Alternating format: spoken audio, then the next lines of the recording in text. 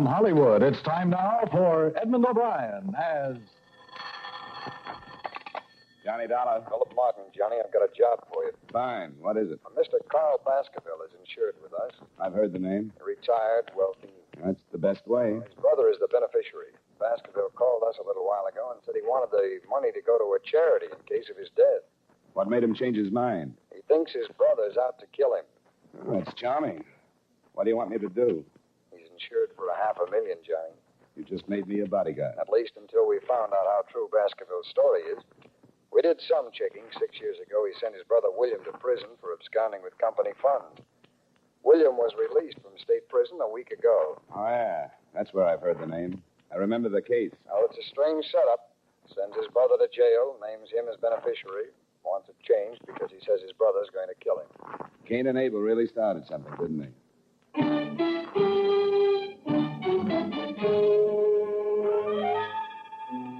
Edmund O'Brien in the transcribed adventure of the man with the action-packed expense account. America's fabulous freelance insurance investigator. Yours truly, Johnny Dollar.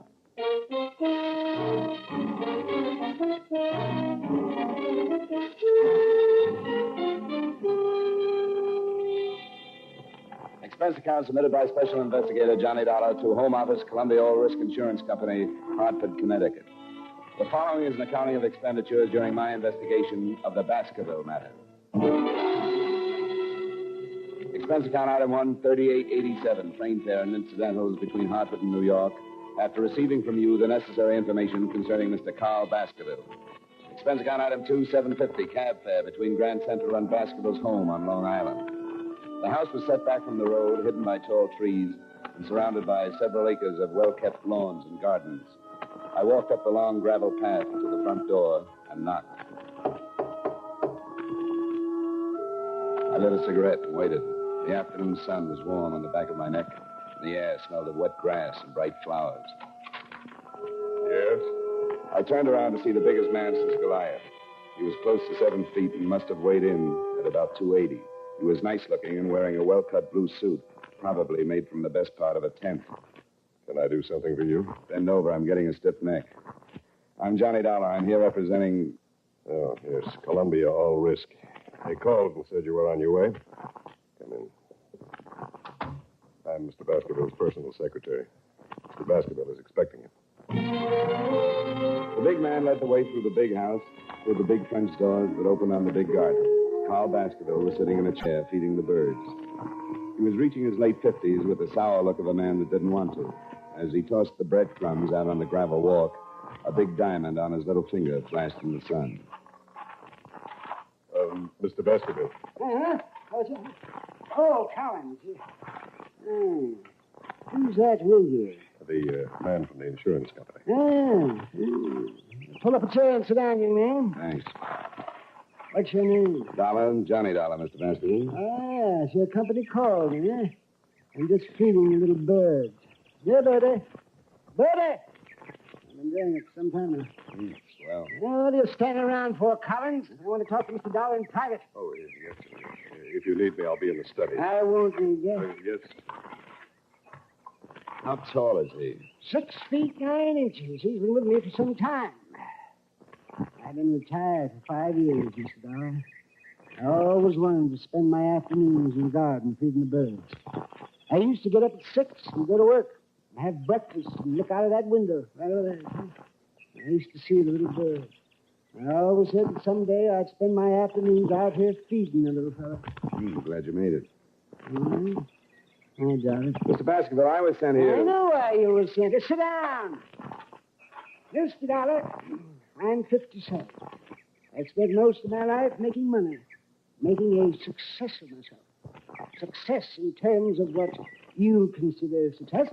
That's an interesting statement. How is it? Why do you say that? How do you know what I consider the norm of success? Isn't money important to you? Sure, it has to be. How important? Very, but not all important. Well, what else is important to you, Mr. Dollar? A lot of things. Don't be evasive. Tell me something. A philosophy. Oh, philosophy. What kind of a philosophy? Not taking people for granted. Oh, I see. Here, you feed the birds for a while. Go on. Makes you feel real good. Sure. Here, Bertie. Birdie. Oh, that's fine. Get a load of that one. He thinks he's a pheasant. Yes, he's a greedy one. He always does that. A lot like people, aren't they? I suppose you know about my brother, Mr. Dollar? William Baskerville worked for you 6 years ago. Supposedly took some company funds. Definitely took some. $100,000. Sent to state prison for 10 years. Was paroled last week after serving 6. You're insured with Columbia All Risk for $500,000, and your brother is the beneficiary. That is correct. Now you want to change. That is again correct. Want to tell me some more about your brother? Oh, your company's worried. Is that it? $500,000 worth. I suppose you consider it strange I'd send my brother to prison, then make him my beneficiary. I guess strange is a good word. I don't particularly care if you believe this or not, but I hated to prosecute my brother. But he was guilty, and it became more than just a family matter. There were stockholders to be considered, and his guilt was discovered before I could do anything. You're not feeling good. I'm out of crumbs. Oh, well, here. Take some right here. Now, feed that little fellow out there. He's the timid one. He doesn't get as much as the others. You know, you're right about them being like people. The timid ones never get enough and generally fall by the wayside. You made your brother your beneficiary, and now you want to change it. Well, only as a precaution. With my money out of the way, perhaps William will think twice before he attempts anything foolish. I'm having my will changed, too. You see, I originally left my entire estate to him. What makes you think he might try? This letter. This will do. Okay. I spent 5 years needing you, but I learned a trade.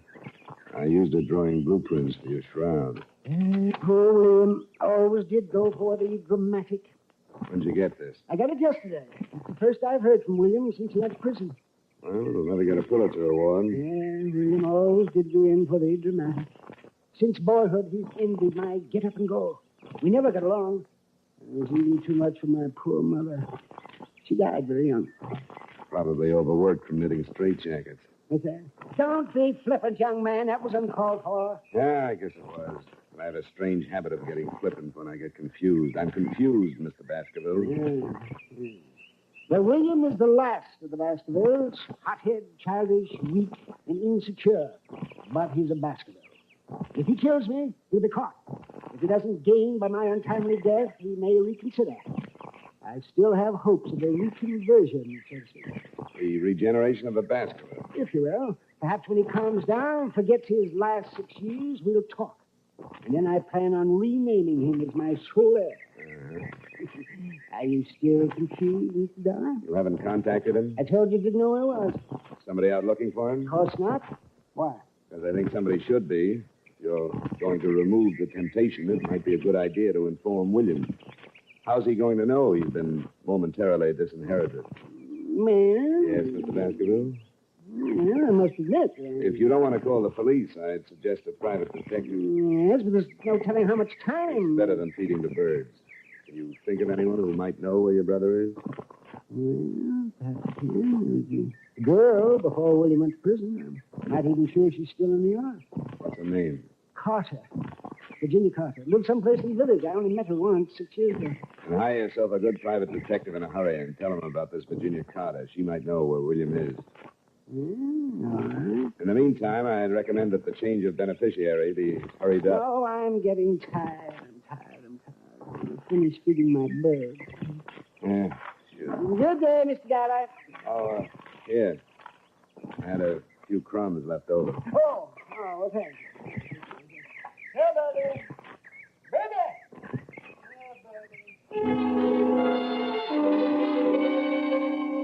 I left him sitting with his friend. He'd have one good deed to take along with him. I went back through the French doors and started back through the house.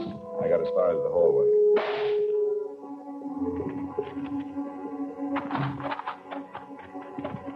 Baskerville. Oh, swell. He was sitting in the chair with a bullet hole just over his heart. His head was resting on his chest, and he still held the breadcrumbs in his hand. He seemed to be smiling like he knew he was going to be able to feed the birds for a long time. Mr. Baskerville! Mr. Baskerville! Good Lord. Where were you? What? Where were you? In the library. I heard the shot. I saw William. Where? Over there at the far end of the garden. He had a gun. He turned and ran. Let's call homicide.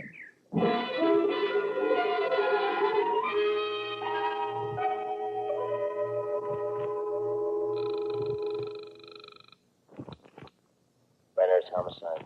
Lieutenant, this is Johnny Dollar. Well, hello. Haven't heard from you in a month. I've got a killing for you. Who? I'm out at the Baskerville estate.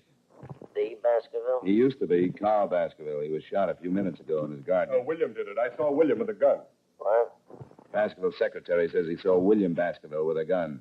The brother? The one who just got out of state? That's right. I'm here because Carl thought William was going to kill him. He showed me a letter. Holy... A letter? Get out here. I think I just made the mistake of my career. I shoved Collins aside and ran back out in the garden. Baskerville was still smiling, and things looked about the same. I went through his coat pockets and found what I was looking for. Nothing. A threatening letter from William was gone. I went back in the library faster than I'd come out. I remembered what Baskerville had said about a girl named Carter. I grabbed a phone book on a wild hunch and started looking up the Carters in Greenwich. Only one Virginia in that part of town, so I said a quiet prayer to the gods that be, visioned my employer's reaction when they found out their investigator had been on hand when they lost a cool $500,000, and called a cab in the hopes that I might at least save half the case. I told Collins not to touch anything and to wait for Lieutenant Brenner's. Expense account item 3, $8.75 cab fare to Greenwich Village. It was a long shot, but it could be the same girl that had known Martin. I went up the stairs of an old brownstone and knocked on the door. When it finally opened, I got the quickest scalding in history. She was wearing something thin enough to make a silkworm hang himself. Yes? I bet you had a hard time finding something to wear in July. I'm not cold-blooded. What's on your mind? I'd like to know about William Baskerville. Oh, that one. I haven't seen him in years. Maybe you've got a picture of him? I've got lots of pictures. There might be one of William somewhere. Well, let's look through the whole flock. I've got lots of time. Before I let you in, you better tell me your name. I don't want you to steal anything from me. Honey, if anybody stole anything from you, they'd get their fingers burned off at the elbows. Come She opened the door and led me into the living room, sat down. The shades were drawn, and I had a hard time finding the couch. Oh, Pardon me, I'm flying blind you here. must have studied Braille. Well, how do we look at the pictures? With a magic lantern? I thought maybe you wanted to relax a minute. Put something in a glass. I'll cool down. I don't drink. Never keep the stuff around. Doesn't leave you much of a field. What do you major in? Cigarette. Have one? Yeah, I haven't got a match. just hold on to it. It'll light up. I think I'd better get the pictures. I'll be right back. I get lonesome in the dark. I'll just be a second. Turn on the radio. Where is it? By your elbow. Oh. That's nice. Picked it out myself. We can start with these. If William isn't in this file, I've got lots more. You're not in a hurry, are you? Not a bit. Good. This might run into overtime.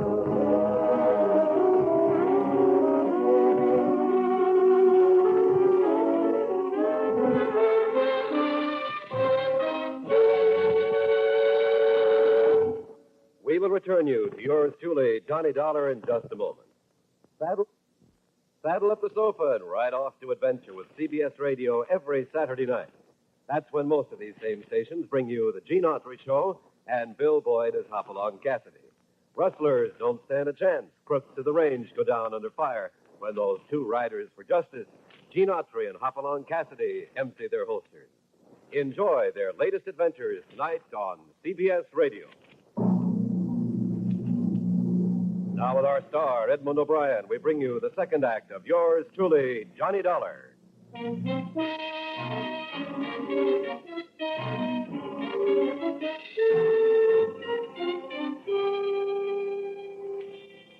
Virginia Carter wasn't worried about working late. There was only one trouble with the job. It was tough keeping my mind on two things at once. It was like trying to read a mail order catalog in front of a blast furnace. She sat close to me and handed me one picture at a time, describing each guy in the photograph. I've seen draft boards with smaller clientele. Several times she stopped and looked at one of the pictures, smiled, and passed the guy to me. I was going to mention an old snapshot I had of myself when she tapped one of the collection with a polished fingernail. William Baskerville. Here he is. Figured to be sooner or later. How long ago was this taken? Well, I couldn't say exactly, but I guess about 6 years. I should keep a file. William was a nice guy, had money. Showed me a good time. What else do you know about him? He has a brother with a checking account at Fort Knox. William have any unusual habits? A few. They wouldn't help you find him. Well, Oh, I remember something. He used to play the saxophone. hobby? No, not exactly. He played around town with several small bands. He used to pick me up after work and we'd go to a dive someplace and he'd sit in. He loved it. He was a nut on jazz. You make money at it? I guess so. Before he went to work for his brother. I don't think his brother liked him playing the sax. Okay, honey, thanks. I'll stop around again sometime. Take a look at your parlor. I'll spin a nice soft web. You mind if I take William with me? Not if you bring a picture back to yourself. Maybe I'll just bring a camera. You can take it yourself. Good. That's why I keep the room so dark. I hated to leave, but my hair was already curly enough. She had given me one lead. William was a musician of sorts, and sometimes he made money at it. I started across the street to catch another cab, and I was halfway there when I heard the car. It was an old trick. You drive by fast, open your door, and if anyone is in the way, he winds up with a face full of automobile. I ducked in a hurry.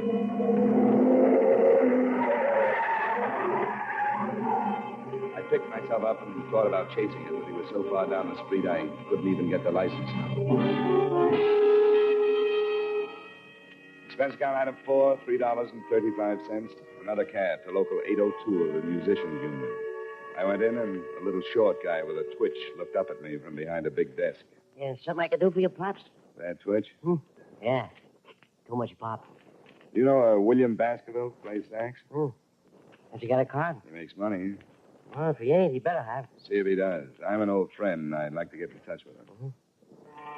Between twitches, he found what I was looking for. William had just renewed his card. It didn't show a home address, but his mail was being sent to one of the swing joints on 52nd Street. I said thanks and left the little man in the middle of a twitch. Expense account item 5, $3.85. Still another cab to the address on 52nd Street. Want a table, huh? I'm looking for William Baskerville. Baskerville? Plays the sax. Yeah, you'll have to ask one of the musicians. I don't pay no attention to the music. Tone deaf. Thanks.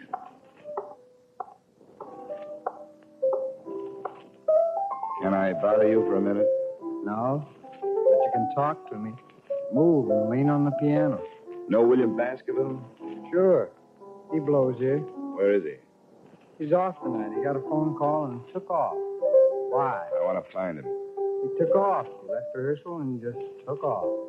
Was he headed someplace? Sure. Sure, everybody's headed someplace. You can't go nowhere without heading someplace. I never quite looked at it that way. What time did he leave? About 4:30. What do you want Willie for? I got a message for him. You a cop? What makes you think so? I don't think so. I was just asking. I just thought maybe, not for sure. What? What do you mean, what? How do you feel? Oh, the end. Sometime when I got the patience, I'll tell you all about it, but don't bug me now, though. Here's 5. Come down and tell me where William Baskerville lives. I'll take the 5, but I'm staying right where I am. I like you. I may cry. You're putting me on now. You've got my 5. 5? Oh, yeah. What did it buy you? An address. Crazy. I want William Baskerville. Okay, I can't make this much longer anyway. 69 East 12th Street. Thanks. Solid.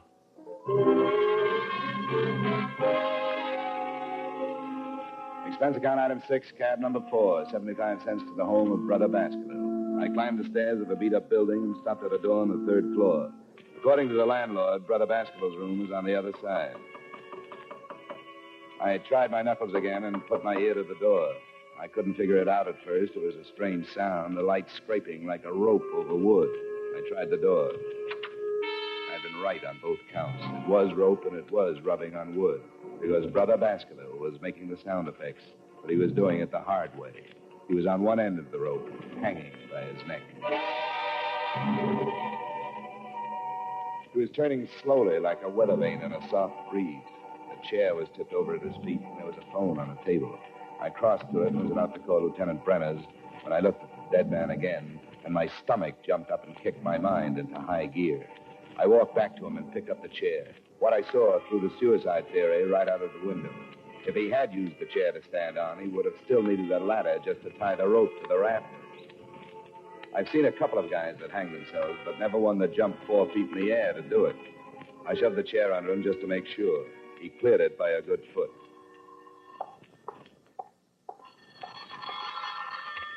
Hello? Hello, William?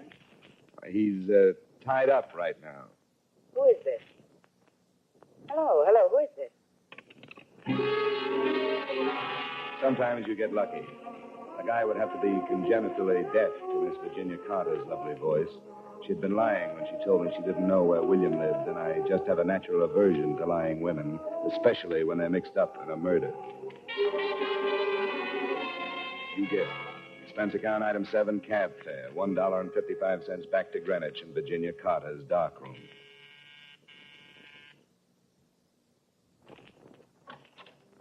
Well, Mr. Dollar, did you bring your camera? We'll play spin the bottle some other time. How'd you know my name?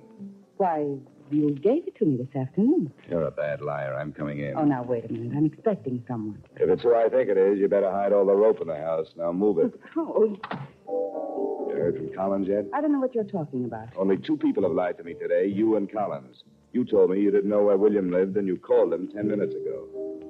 Collins said he saw William standing in the garden with a gun, and a musician told me William didn't leave rehearsal until 4:30. I didn't leave the Baskerville home until 4. Get out of here. I don't know anybody named Collins. Okay, but Collins just killed William Baskerville. Oh, no. Oh, yes. He strangled him first and then stood on a chair and hung the body to a rafter. How do you know it was Collins? Because he forgot he's a foot taller than most guys. He gave William a boost, but he left him hanging too high. Wait a minute. He just left William waiting for oxygen. He didn't say anything about killing William. I want to get out of this mess. Slow down and tell me everything you know. Well, I met him with William. William introduced me to him one night. After William went to prison, I started seeing Collins. He told me that he'd been in some kind of a deal with William. They'd stolen some money, and that was why William went to prison. He went up and was supposed to split with Collins when he got out. So William came back and wanted his share, and Collins killed him, huh? I didn't know he was going to kill him. He forged some kind of a letter so that it would look like it came from Martin. That's where the letter figured. He was going to kill Carl Baskerville and blame it on William. He didn't say anything about killing anybody. He killed him and stole the letter. Looked like William had killed him and taken the letter to hide the motive. Listen, Mr. Dollar. Collins must have come in through the kitchen and started shooting. She went down like a diver with a bends and died on her face. He was trying for me when I jumped to one side and knocked over the only light burning in the room. He came close, but the flash of his gun gave him away, and I threw enough lead to fill a sink. Collins stumbled back into the kitchen, but he was dragging. I heard him drop, and I moved in after him. The moonlight slanted down through one of the windows and splashed out on a hard floor. He was lying in it, on his back, like he wanted to get that far anyway. You better give it up, Collins. Forget it. No reason to kill you now. Before you close your eyes, tell me something. All right. But it won't take too long. Why didn't you go out and get William yourself? Why wait until I found him? Couldn't take the chance. I knew the old man would have somebody. Start looking sooner or later. I killed him in the garden because I knew you'd make a good witness. Probably go looking for Virginia after he told you about her. You called her and told her to tell me everything she knew. That's right. Wanted you to find him so it looked like a suicide. You nearly got away with it. You just forgot how tall you were when you hanged William. You tried to run me down? No. Just wanted to scare you. Make you think it was William. No. I'll call an ambulance. No. I got 3 of them. Should be raining now. Too nice a night to die. Yeah? Not a cloud in the sky. It's a beautiful night. Yeah. Well, I can't use it. But I'll give it to you.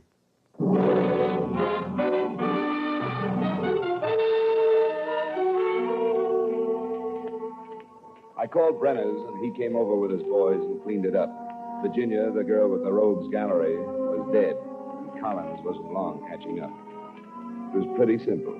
Collins and young Baskerville had taken $100,000 from the brothers' company, and William was caught. He did 6 years, knowing that when he got out, there would be $50,000 waiting. In the meantime, Collins had his girl, and enough time to think that $100,000 was better if it wasn't split in the middle. Collins framed William with the letter and then started killing.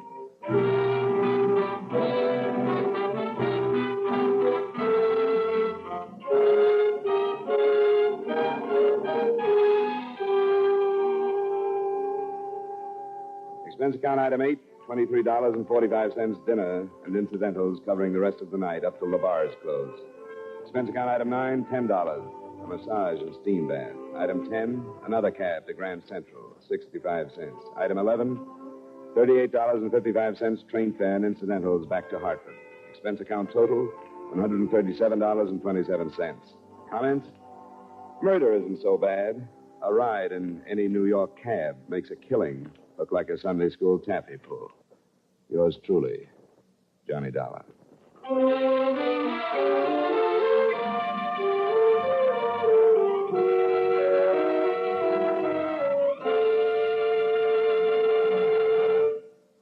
Yours truly, Johnny Dollar, stars Edmund O'Brien in the title role and was written by Blake Edwards with music by Wilbur Hatch. Edmund O'Brien can soon be seen starring in the Paramount Pictures Technicolor production, Silver City. Featured in tonight's cast were Stacey Harris, Bill Boucher, Howard McNear, Sidney Miller, and Virginia Gregg. Yours truly, Johnny Dollar, is transcribed in Hollywood by Jaime Del Valle.